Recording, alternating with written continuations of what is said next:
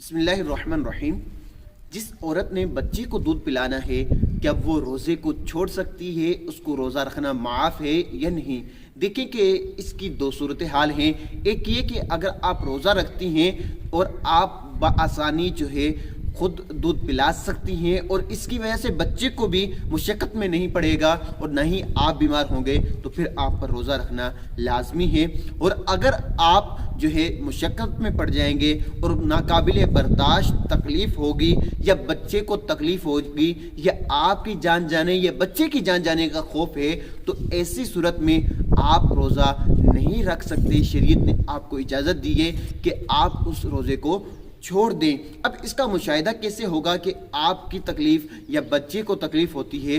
अगर कोई आपका तजर्बा है साबिक़ा कि अगर आप रोज़ा रखते हैं तो आपको इस तकलीफ़ का या बच्चे को इस तकलीफ़ का सामना करना पड़ता है, या जो है किसी माहिर डॉक्टर ने कहा है कि अगर आप रोज़ा रखेंगे और इस दौरान आपको तकलीफ़ पहुंच सकती है या बच्चे को, और डॉक्टर भी वो हो कि जो खौफ खुदा रखने वाला या रखने वाली हो, कि वो खौफ खुदा रखती है। हर एक डॉक्टर की बात पर अमल नहीं किया जाता।